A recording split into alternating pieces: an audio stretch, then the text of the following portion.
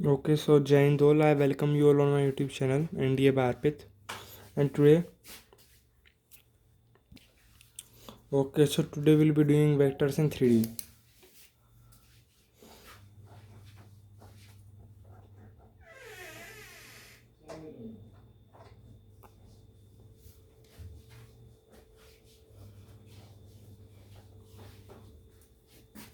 Vectors and 3D. Okay so यहाँ पर मैं आपको ऑक्टेंट्स बना के दिखाता हूँ। पहले आपको ऑक्टेंट्स पता होने चाहिए।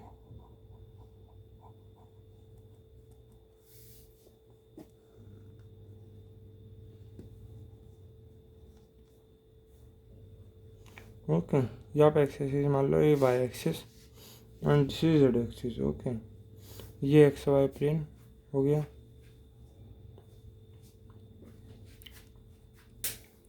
This becomes Y Z plane.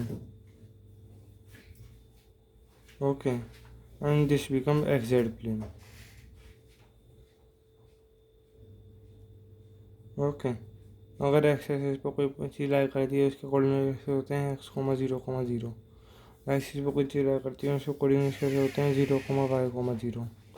Z axis पर कोई चीज़ लाई करती है उसके कोऑर्डिनेट कैसे होते हैं जीरो कोमा जेड, है ना। तो ये जब इन पे लाई करते हैं एक्सिस पे, है ना। और एक्स वाई प्लेन के लिए होता है X comma Y comma zero. Y Z plane के लिए zero comma Y comma Z. Z X plane के लिए X comma zero comma Z, है ना। तो आप ये समझ गए होंगे। ये ऐसे हमारे ऑक्टेंट्स बन जाते हैं और टोटल हमारे ये 3D में जब लाई करते हैं टोटल हमारे 8 ऑक्टेंट्स आते हैं। कैसे? एक्स और वाई में कितने हो गए? दो दो, जेड दो, 8 हो जाते हैं टोटल हमारे ये 3D में ऑक्टेंट्स। अब हम कुछ चीज़ों पर बात करेंगे which we are important you must know, है ना। तो पहली चीज़ यहाँ पर मैं ये बना रहा हूँ एक बार, आप देखो कि हमारे पास ये एक पॉइंट है which is X comma X one comma Y one comma Z one. Okay और हमें इसके ये परपेंडिकुलर है तो ये हमारे फुट ऑफ परपेंडिकुलर पूछे हैं। एक्स एक्सिस पर टकरा रहा है ये एक्स वाई एंड जेड। एक हमसे पहली चीज़ हमसे डिस्टेंस पूछी है इन दोनों के बीच में एल, है ना। फिर यहाँ पे पूछा है हमसे दूसरी चीज़ foot of perpendicular. Foot of perpendicular क्या है? फुट ऑफ पर यहाँ जो होंगे कोऑर्डिनेट उसके फुट ऑफ परपेंडिकुलर क्या है। और थर्ड चीज़ हमसे पूछी है इमेज। उस पॉइंट का इमेज क्या है इस लाइन के रिस्पेक्ट में, एक्स एक्सिस के रिस्पेक्ट में। ओके तो जैसे आपको यहाँ पे पता है X one comma Y one comma Z one है। ओके सो जो आपकी फुट ऑफ परपेंडिकुलर बनेगा देयर विल बी, आप सबको पता ही है, एक्स कोमा ज़ीरो, है ना। इमेज आपकी आप हमेशा याद रखना कि आपको मान लो आपको दे रखा है कि एक्स एक्सिस के हैं, एक्स एक्सिस के है ना पैरेलल, है ना। तो वही वाला कोऑर्डिनेट सेम रहेगा, बाकी सारों के साइन चेंज हो जाएंगे। हो गए तो इसकी इमेज बन जाएगी, है ना। और डिस्टेंस आप डिस्टेंस फॉर्मूला लगा दो इन दोनों पॉइंट्स के बीच में, वो आएगा x one square plus y one square under root में। So this will be the distance. Okay तो तीनों चीज़ बतानी थी, मैं आपको तीनों चीज़ पता चल गई जब इस चीज़ में दे रखा हो, इस तरीके से दे रखा हो। अब सेकंड चीज़,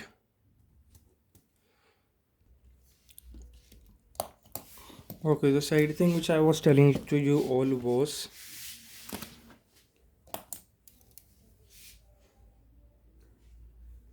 आप यहाँ पे एक प्लेन मानो। ओके आपने यहाँ पे एक प्लेन इमेजिन किया। अब इस प्लेन के ऊपर ये लाइन है और यहाँ पे इसका इंटरसेक्शन पॉइंट, ठीक है। ये है Y axis, Z Y Z plane, ये वाई जेड प्लेन है, ये वाई जेड प्लेन है यहाँ पे पॉइंट से x1, y1, z1 आपको इन दोनों के बीच में परपेंडिकुलर डिस्टेंस बतानी है। आपको फुट ऑफ परपेंडिकुलर बताने हैं, फुट ऑफ परपेंडिकुलर, और आपको इसकी इमेज बतानी है। ठीक है, जब ऐसा हो ना तो आप देखना वाई जेड प्लेन है, डिस्टेंस के लिए तो वाई और जेड को हटा दो, एक्स वाला बचा, वही तो परपेंडिकुलर डिस्टेंस बचेगा। हाँ, mode of x1, mode of x हो गया इसका परपेंडिकुलर डिस्टेंस। इसके फुट ऑफ परपेंडिकुलर चाहिए हमें, फुट ऑफ परपेंडिकुलर चाहिए, है ना। जो प्लेन है वही वाले होंगे, मतलब x की जगह 0, वाई जेड है ना, तो y और z, ये हो गए फुट ऑफ परपेंडिकुलर। और इमेज जो है पॉइंट है उससे जो वाई जेड है उनका साइन सेम रखो, बाकी का साइन बदल दो, -x1, y1 z1, ये इमेज आ गए हम इस पॉइंट के, इस प्लेन के रिस्पेक्ट में। सो आई होप आप समझ गए होंगे। अब कोई सही प्लेन दे, पॉइंट्स दे, आप इन कॉन्सेप्ट को यूज़ करके you can solve the value of perpendicular distance, the foot of perpendicular, and the image of that respective point. Okay, so now we'll move forward.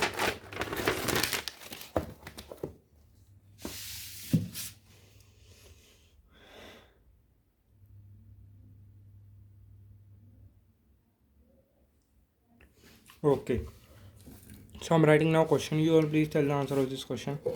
Find the perpendicular distance of the point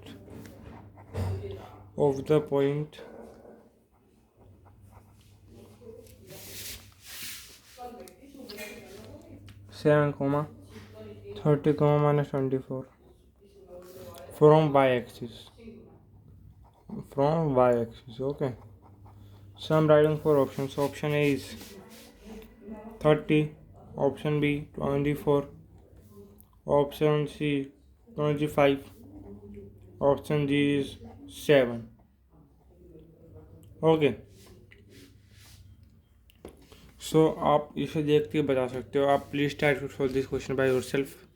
I insist, okay, pause the video and try to solve this question by yourself and I will tell the answer. अब आप देख के बता सकते हो perpendicular distance बचा है इस पॉइंट से वाई एक्सिस पर पूछा है,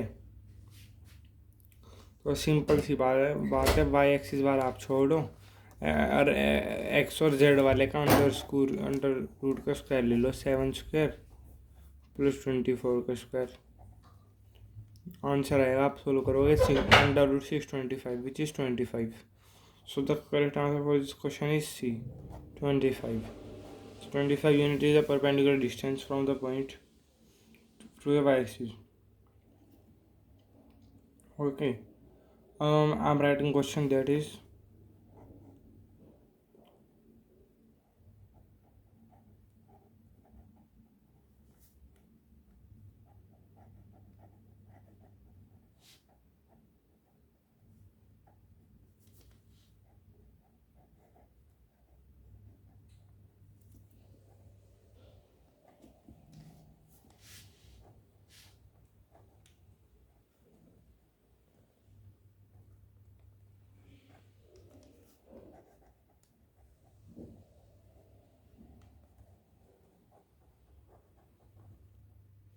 find the perpendicular distance of the point from xy plane. xy plane से इस पॉइंट के बीच में परपेंडिकुलर डिस्टेंस बताना है। Option A 25, option B √449, option C 24, option D 10। Okay,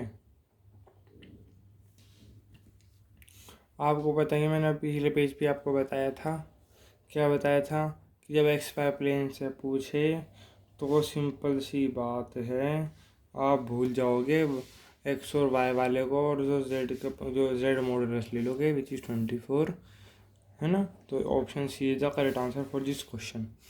आप वीडियो को बैक करो अगर आपको ये बात नहीं समझ आई, मैं आपको दिखा भी देता हूँ। चलो आप छोड़ो, आप बैक करने की बात तो ऐसी है भाई, देख लो देख लो, यहाँ पे ये बता रखा मैंने कॉन्सेप्ट प्लेन वाला, है ना। तो यही बात है कि बस जो पढ़ा रहे हैं उसको अच्छे से सुनना है, कुछ भी चीज़ मिस नहीं करनी है। And if you are going to miss it then you are the one who is going to pay the result. Okay, so now we want to, अब हम वेक्टर्स के बारे में कुछ और चीज़ डेवलप करेंगे, कुछ डिटेल जो हमें चाहिए वो that we are going to get. Okay, so आप यहाँ पर देखो, मेरे ना थोड़ा सा गले में इशू है, तो I will take 2 classes to complete this chapter vectors. I want be able to do in 1 shot, है ना। थोड़ी सा वो गले में थोड़ा सा प्रॉब्लम है। ओके, सो आप यहाँ पे एक वेक्टर लिया आपने, A1 A2 A3, उसके कोऑर्डिनेट्स है ना। आप देखो ये एक्स एक्सिस के साथ एल्फा एंगल बनाता है, वाई के साथ बीटा, और ये वेक्टर जेड के साथ गामा एंगल बना रहा है। ओके, ये आपको दिख ही रहा है, ये एडिशन A1 होगा, ये A2 और ये A3, ठीक है। ये 0,0,0। ओके, और ये होगा परपेंडिकुलर डिस्टेंस ए मॉडुलस, ए वेक्टर मॉडुलस। ओके, तो अब पहला direction ratio, first thing is direction ratio.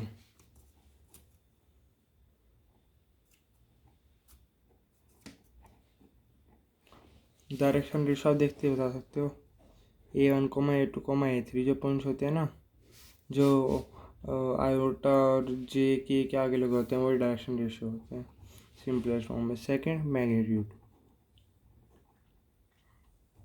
Magnitude simple modulus of a vector, है ना। मॉडुलस ऑफ एक वेक्टर होता है under root A1 square plus A2 square plus A3 square. Okay, this was the second thing, है ना। अब हम अगली चीज़ की तरफ मूव करते हैं,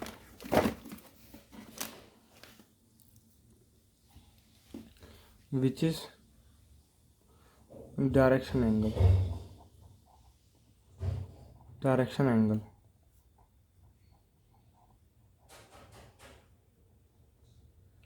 ओके, डायरेक्शन एंगल क्या होते हैं, उससे पहले मैं आपको यहाँ बताता हूँ यूनिट वेक्टर था, ये फोर्थ हो जाएगा। थर्ड चीज़ जो आपको पहले पता होनी चाहिए वो होनी चाहिए यूनिट वेक्टर।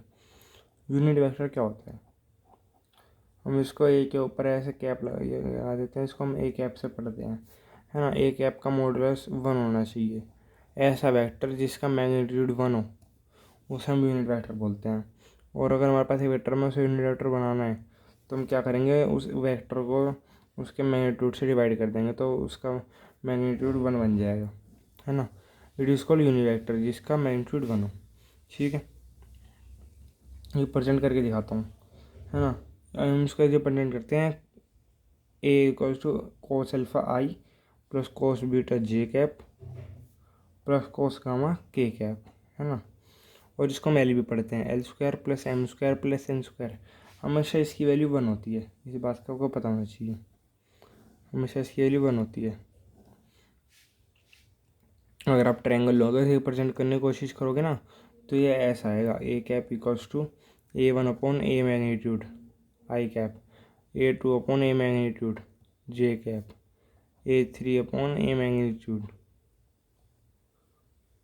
के कैप, है ना। यही एल एम और एन होते हैं। आप इनका स्क्वायर करोगे ना तो you will get the answer as 1, sum करोगे फिर। हम डायरेक्शन एंगल की बात करते हैं, डायरेक्शन एंगल पाते हैं हम अल्फा बीटा गामा, है ना। कोस अल्फा होता है A1 अपॉन ए मैग्नीट्यूड, जिसको हम एल से रिप्रेजेंट करते हैं, और जो अल्फा होता है वो कोस इनवर्स एल भी हो सकता है, Okay. Second is cos beta, which is a2 upon a modulus, है ना, which is equals to m. Therefore beta can be represented cos inverse m, है ना. Cos gamma is a3 upon a3 modulus, a3 upon a3 modulus. Therefore n हो जाता है gamma equals to cos inverse n. Okay, तो ये सारी चीज़ हो गई.